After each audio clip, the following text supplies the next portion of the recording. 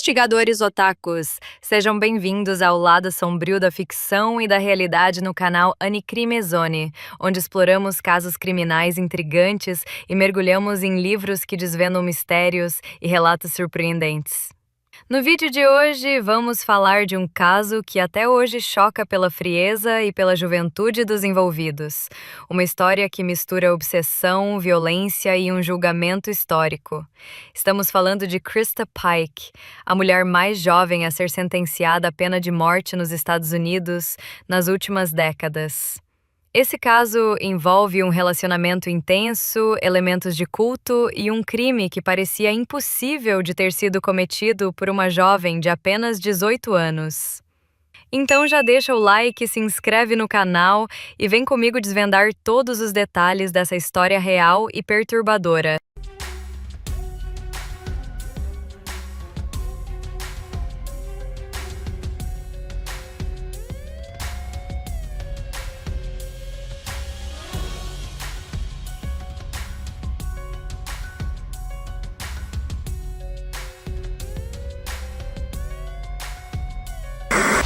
Krista Gale Pike nasceu em 10 de março de 1976, na cidade de Beckley, no estado da Virgínia Ocidental, nos Estados Unidos. Ela chegou ao mundo de forma prematura, e desde muito cedo, a vida dela já mostrava que não seria fácil. Ela era filha de Carissa Hansen e Emil Glenn Pike.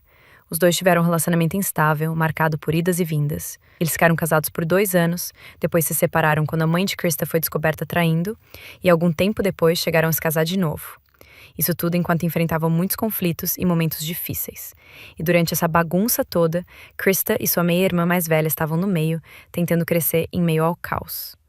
Uma tia chegou a relatar que quando era ainda bebê, Krista engatinhava pela casa entre sujeira e fezes de animais, e que a mãe dela, mesmo sabendo que a filha estava tendo convulsões fortes, preferia sair para festas do que ficar em casa cuidando da criança. Pesado, né? A avó paterna de Krista foi quem tentou cuidar dela como pôde e, segundo a própria Krista, essa avó foi a única pessoa que realmente a amou de verdade. Mas as dificuldades não pararam por aí. A mãe contou que quando Krista ainda estava na 3ª série, ela tentou se machucar com remédios. Depois disso, passou por tratamento psiquiátrico e fez terapia em vários momentos da vida. Aos 12 anos, quando perdeu a avó, que era a pessoa mais importante para ela, Krista tentou tirar a própria vida de novo e, mais uma vez, recebeu pouco ou quase nenhum apoio emocional. Na adolescência, a vida dela continuou instável. Krista vivia situações difíceis e também participava de brigas e conflitos. Um dos namorados da mãe chegou a dar um soco nela depois que Krista correu atrás dele com uma faca de manteiga. A situação foi parar na justiça, mas o caso acabou sendo resolvido. E teve outro momento em que, já morando com a nova família do pai, uma das irmãs mais novas fez uma acusação grave contra ela, e isso fez com que Krista fosse colocada para fora de casa. Ela também chegou a contar que foi vítima de abusos em diferentes momentos da vida, mas amigos e parentes relataram que tinham dificuldades de acreditar nessas histórias, porque Krista já era conhecida por inventar coisas, mentir e manipular situações. A própria mãe dela mencionou um caso em que um homem ligou fazendo ameaças, e a resposta da Krista foi sair com um amigo e dar uma surra nesse cara com um pedaço de madeira num estacionamento. Apesar de toda essa bagagem emocional, ela era considerada uma criança inteligente. Mas, por conta da instabilidade dentro de casa, acabou mudando muito de escola e teve a vida escolar bastante prejudicada. Foi ainda na adolescência que ela passou 1 ano numa unidade juvenil e lá descobriu o programa Job Corps, um projeto do governo que ajudava jovens de baixa renda a aprender uma profissão. Krista entrou para o programa, conseguiu terminar os estudos com o equivalente ao nosso supletivo e começou a se preparar para ser auxiliar de enfermagem. No fim de 1994, ela foi enviada para o Job Corps Center, em Knoxville, no Tennessee. E foi lá que a vida dela tomou um rumo ainda mais sombrio. Foi lá que ela conheceu Tadaro Ship. E tudo começou a desandar de vez. Quando Krista entrou no programa Job Corps, ela estava em busca de uma nova chance. Era como se aquele lugar fosse a última tentativa de reorganizar a própria vida. Krista e Tadaro começaram um relacionamento muito intenso. A conexão foi rápida, quase obsessiva. Eles pareciam se alimentar das fragilidades um do outro. Tadaro tinha o hábito de falar sobre temas sombrios, mostrava interesse por símbolos esotéricos. E logo, os dois mergulharam juntos nesse universo de fantasia e controle. Além de Tadaro, Krista também fez amizade com outras pessoas no centro, incluindo uma jovem chamada Colleen Slammer. Mas essa relação estava longe de ser amistosa. Krista passou a demonstrar ciúmes, insegurança e começou a acreditar que Colleen estaria tentando se aproximar de Tadaro. O que era só uma suposição, sem base nenhuma, se transformou na cabeça da Krista numa espécie de certeza perigosa. Foi assim, em meio a um ambiente instável e sem o acompanhamento psicológico necessário, que a tensão entre elas começou a escalar. E ninguém ali parecia perceber o quanto essa situação estava prestes a sair do controle. Em janeiro de 1995, Krista, Tadaro e uma amiga chamada Shadola Peterson chamaram Colleen para um passeio fora do centro. Disseram que queriam resolver algumas diferenças e, segundo Krista, conversar cara a cara. Colleen, talvez sem imaginar o que viria, aceitou. E os quatro seguiram para uma área isolada, em um bosque próximo ao campus. Mas o que Colleen acreditava ser só uma conversa virou uma armadilha. Ali, longe de qualquer pessoa, Krista e Tadaro começaram a agredi-la. Shadola ficou de longe, observando. Colleen tentou fugir, tentou se defender, mas não teve chance. A violência daquele momento foi completamente desproporcional e cruel. Krista parecia tomada por uma espécie de fúria. Ela ria, provocava, dizia frases que depois se tornariam evidências no julgamento.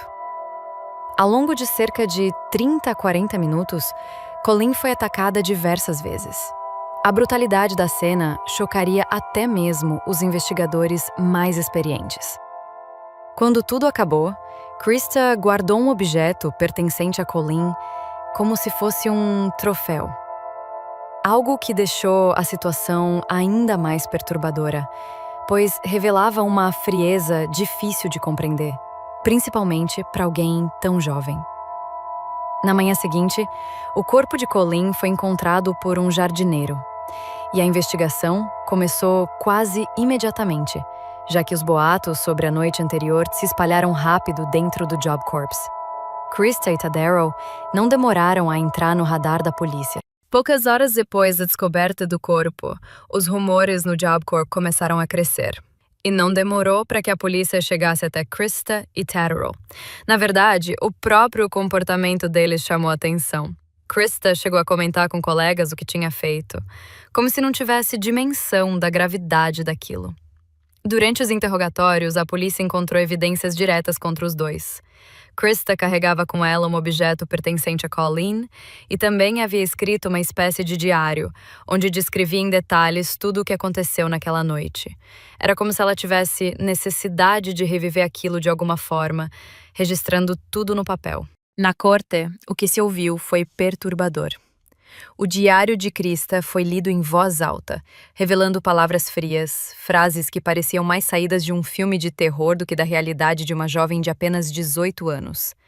Ela descrevia o sofrimento da vítima e usava termos que deixaram até os jurados em choque. O julgamento foi rápido. As provas eram muitas e o comportamento de Krista durante todo o processo não ajudou. Em vez de demonstrar arrependimento, ela parecia distante, fria. Às vezes até ria. O júri não teve dúvidas. Em março de 1996, pouco mais de um ano após o crime, Krista Pike foi considerada culpada e condenada à pena mais severa prevista no estado do Tennessee. Ela se tornou, na época, a mulher mais jovem no corredor da morte nos Estados Unidos. Já Tadaro Shipp, por ser menor de idade na época do crime, foi condenado à prisão perpétua, mas sem possibilidade de pena capital. Depois da condenação, Krista foi levada para a Unidade Feminina de Segurança Máxima do Tennessee, onde permanece até hoje. Mas, diferente do que muitos poderiam imaginar, a prisão não foi sinônimo de silêncio ou arrependimento para ela. Poucos anos após ser sentenciada, em 2001, Krista foi novamente notícia, dessa vez por ter atacado outra detenta dentro da prisão. A vítima, Patricia Jones, também estava no corredor da morte. Krista a feriu com um objeto pontiagudo e o caso quase terminou em mais uma tragédia. Esse episódio reforçou a imagem de que ela continuava sendo uma pessoa perigosa, mesmo estando sob vigilância máxima. A promotoria chegou a pedir nova sentença de morte por esse ataque, mas o pedido não avançou. Com o tempo, o nome de Krista passou a ser discutido por grupos que debatem a pena capital nos Estados Unidos.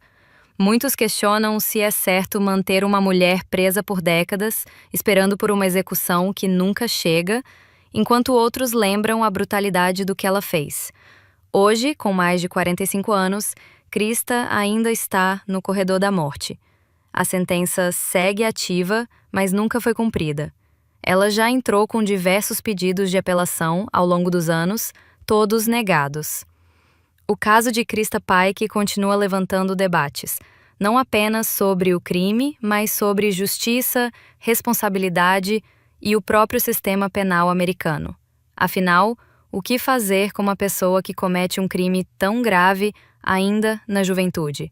É possível mudar? É possível reparar? Hoje, o caso de Krista Pike permanece entre os mais controversos da justiça americana. Ela foi condenada à pena máxima, mas até agora, sua execução nunca foi realizada. E isso levanta muitas perguntas. Como a gente entende uma pessoa que, apesar de uma infância marcada por traumas e abandono, cometeu um crime tão cruel? Até que ponto a história de vida pode influenciar a responsabilidade por um ato tão grave? E qual o papel do sistema de justiça diante desses casos? O que vocês acham? Será que alguém pode realmente mudar depois de um crime assim? A pena de morte é o caminho? Ou existe outra forma de justiça que pode ser mais humana e eficiente? Deixe aqui nos comentários o que você pensa sobre tudo isso. Vamos conversar, refletir e tentar entender juntos esses lados obscuros da mente humana e da justiça. Se gostou do vídeo, não esquece de deixar o like, compartilhar com quem gosta de True Crime e se inscrever no canal para mais histórias que desafiam a razão.